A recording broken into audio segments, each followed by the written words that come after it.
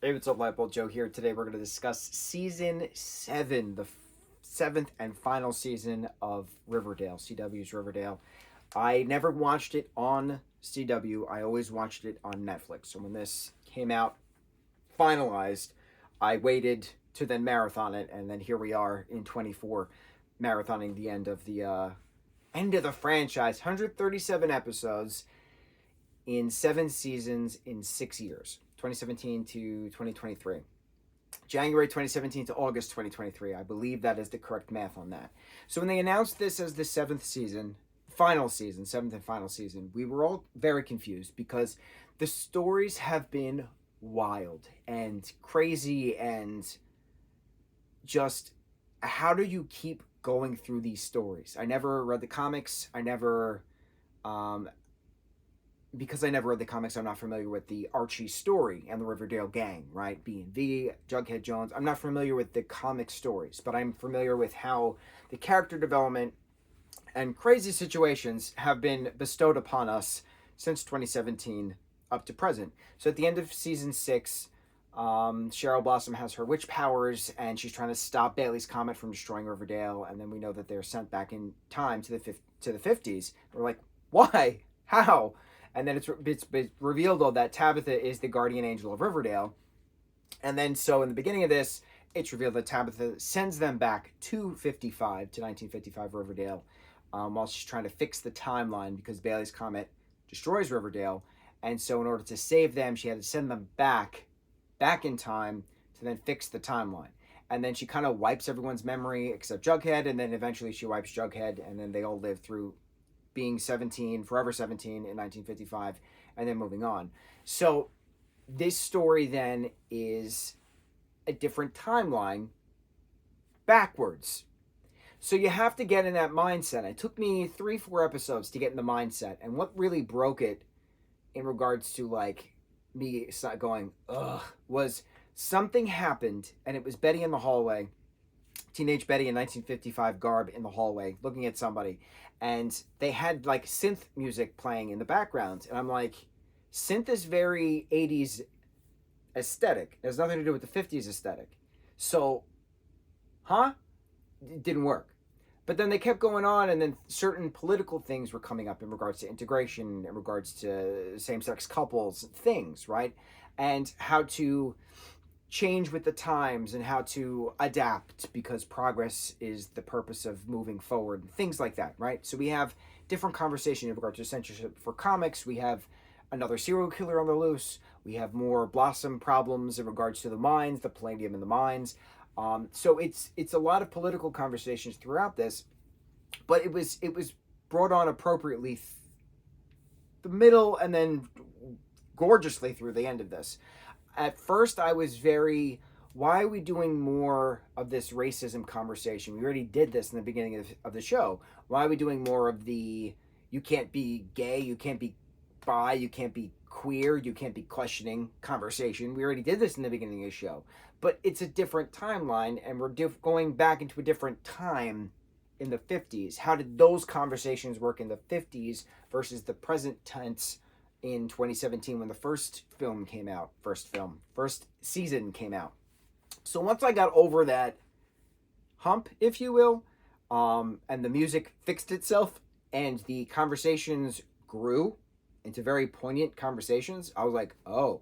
And then Lily Reinhardt is just a goddess amongst us mere mortals. She is incredibly talented, and when she's mad, you feel it, and when she's sad, you feel it, and when the tears roll down her face and she's sobbing, you feel it. And I said this about a project she was in recently. I don't. It was I don't remember what it was called, but it was if I choose to do this, I go this way. If I choose to do that, I do that way. It was a multiverse movie called Look Both Ways, I believe.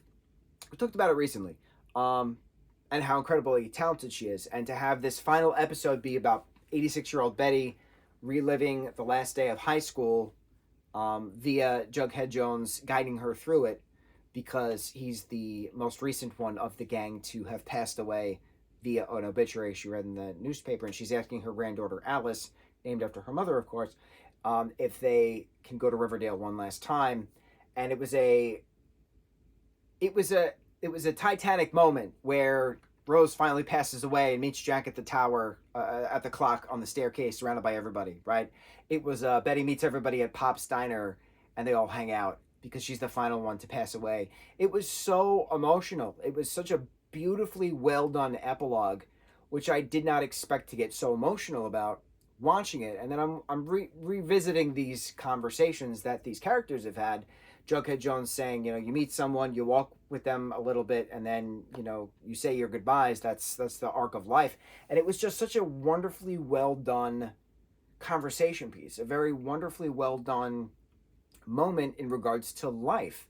That you have those crazy moments, you have those ups, you have those downs, but it's life. You're not living unless you're experiencing these types of things.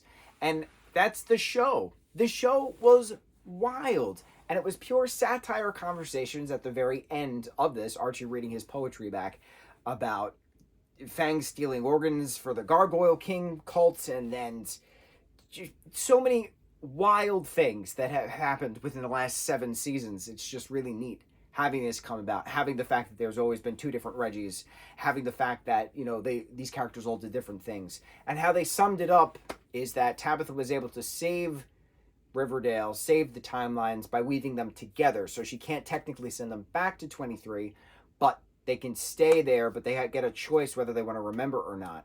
Remember the future, which is actually their past. Wild. So they then kind of mutually decide they want to remember the good times, not the bad times, except for Betty and except for Cole Sprousse's character of Jughead Jones, Forsyth Jones. So it was neat having this come about. It was neat getting this type of epilogue, getting this type of closure. Not many shows can do a closure. Not many shows get to do an epilogue. And I thought this was handled very appropriately. From a story perspective, Riverdale has always been wild and crazy and heartfelt, but then far-fetched. But that's Riverdale. That's Riverdale. This particular musical episode that they did called Archie's something, the Archie musical, it was just so awesome. I don't know how else to explain it. It was just so well done. Archie's All American, the song that Archie and Julian are singing, Julian Blossom, was just so incredible, and I've been obsessed with the song ever since. Now, what I loved about this is that Jason Blossom was very and I had to look this up. Jason Blossom, the actor who played Jason Blossom in the 7 seasons, was in 21 episodes. The actor who plays Julian Blossom, who is the alternate version of Jason Blossom in this particular timeline going back, who was alive and who wasn't murdered, in comparison to the Jason Blossom arc that we had in the very first season.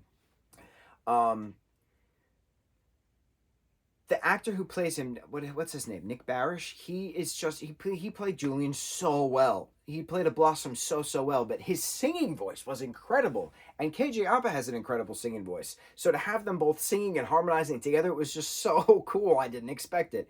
So what I looked up is the actor who played Jason Blossom was in 21 episodes, and the actor who played Julian Blossom, Nick, was in 18 episodes. So it's really interesting to have this Julian Blossom character in 18 episodes out of 20 episodes of season 7, and the Jason Blossom actor was only in 21 episodes out of 7 seasons.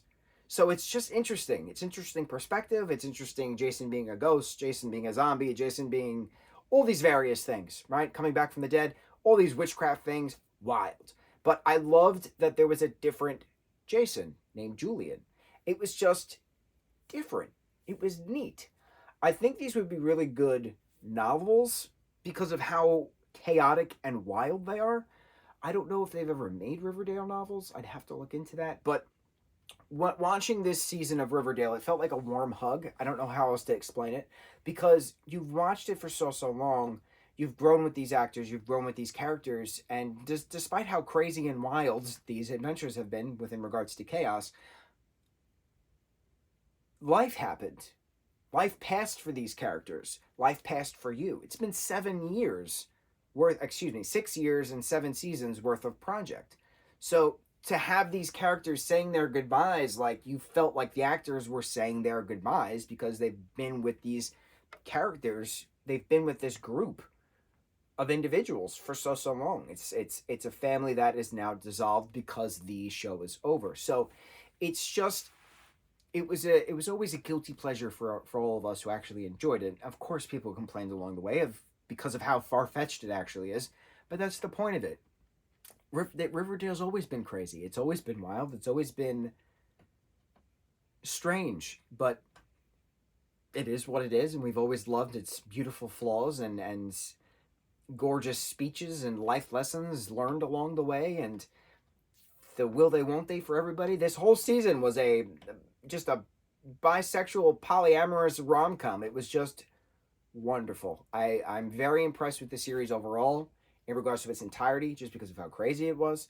I'm impressed with the actors who are in their late 20s, early 30s, going back to playing 17-year-olds, making fun of the fact that they are not clearly 17 years old, but they are different versions of themselves having to relay a second life. But it was explained. Doesn't matter how chaotic it was, doesn't matter how many multiverse strands were being thrown into place and woven via Guardian Angel Tabitha. Like, it was all eventually wrapped up into a nice little tiny little book narrated by Jughead Jones called Riverdale. It was wonderful. The final episode was called Goodbye Riverdale. Loved it. Loved it. I am so happy to have sat down and watched it. I'm happy to have watched it since the beginning in regards to binging season after season after season. Thank you, Netflix, for picking that up season after season after season. I'm very excited to see what these what these actors do next, because they all are incredibly talented. They're all doing wonderful things. Riverdale season 7. Man, good. Good times. Love it. On to the next review. Mahalo.